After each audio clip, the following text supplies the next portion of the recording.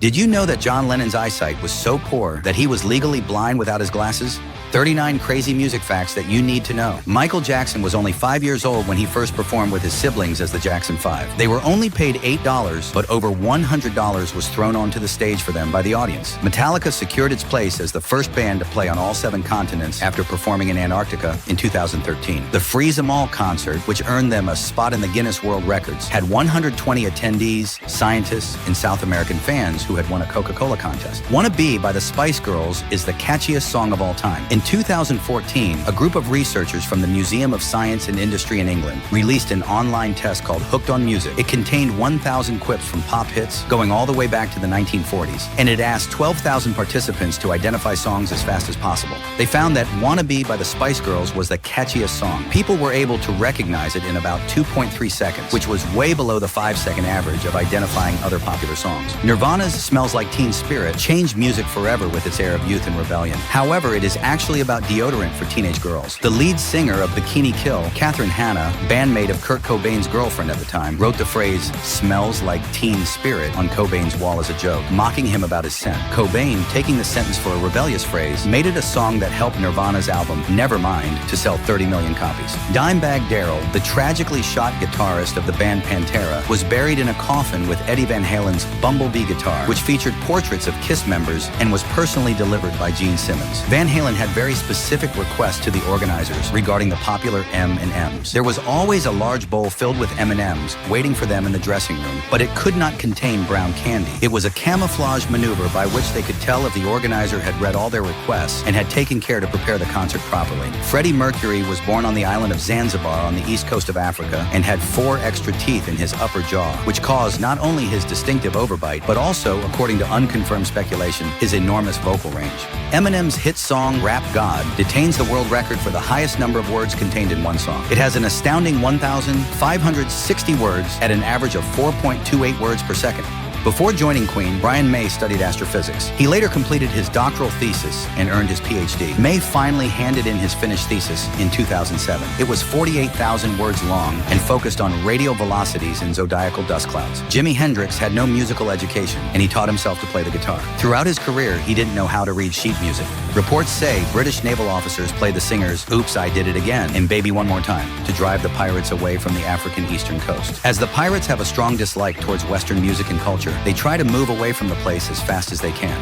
In 1974, Elvis Presley approached Dolly Parton for the rights to record a cover of her undying hit, "I Will Always Love You." However, after his manager asked for half of all profits on the song, Parton refused to let Elvis record it. In 2016, Mozart sold more CDs than Beyoncé, Adele, and Drake. 2016 marked the 225th anniversary of Mozart's death, and to commemorate this event, Universal Music Group released a box set containing 200 discs with the great artist's creations. The thing is that for statistical purposes, each disc was counted separately, but the box set was also a huge hit, and despite its significant price of over $600, practically sold out straight away. The best-selling album of all time belongs to Michael Jackson. It is his 6th studio album, Thriller, which was released in 1982. With an estimate of over 60 million copies sold worldwide, it still keeps the title to this day.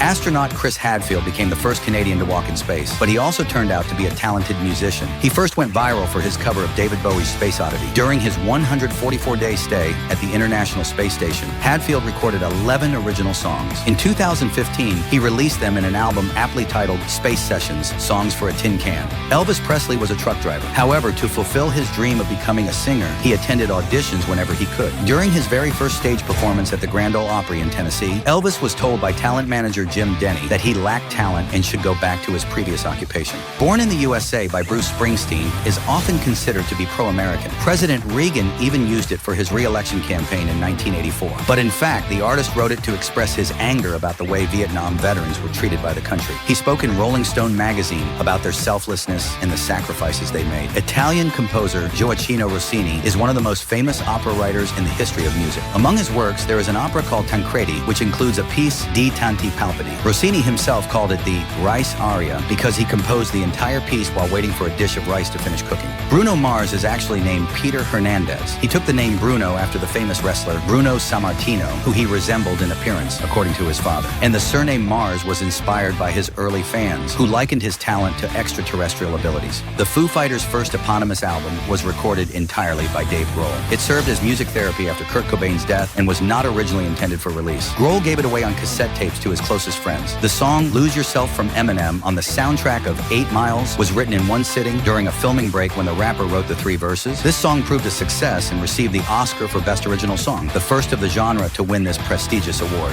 Freddie Mercury's vocal range. Freddie Mercury, the lead vocalist of Queen, had an impressive vocal range of about 4 octaves, allowing him to sing a wide variety of styles and genres. Although known for bringing the flute to rock and roll, Jethro Tull frontman Ian Anderson originally aspired to be a rock guitarist, just like many others of his era. He gave up and switched to flute when he heard Eric Clapton, conceding that he would never be that good. The Who drummer Keith Moon loved to blow up toilets. Sometimes with the help of bassist John Entwistle, he would stick cherry bombs, M80 fireworks, or straight up dynamite sticks in toilets and watch them explode. He did it in numerous places while on tour. Latin pop icon Juanes began his music career in Ecchymosis, a Colombian thrash metal band that sounded like Metallica in Spanish. He was in the band for 10 years before going solo in 1998, upon which he blew up. The French electronic group Daft Punk got their name from a scathing critique of them. Before they were internationally known, a British journalist reported on a show they did in the UK and hated it, dismissing their sound as a daft punky thrash. Rod Stewart's 1993 New Year's Eve concert on Copacabana Beach in Rio de Janeiro, Brazil, remains the most attended free concert that ever took place. An estimated 4.2 million people were in attendance at this performance. The second most attended free concert was Jean-Michel Jarre's September 6, 1997, performance at the University of Moscow, which reportedly had an estimated audience of 3.5 million. The Beatles auditioned for Decca Records on January 1st, 1962, but were turned down because groups of guitars are on the way out. Decca instead chose a group called the Tremolos, which were local and cheaper. This is widely considered to be one of the biggest mistakes in music history.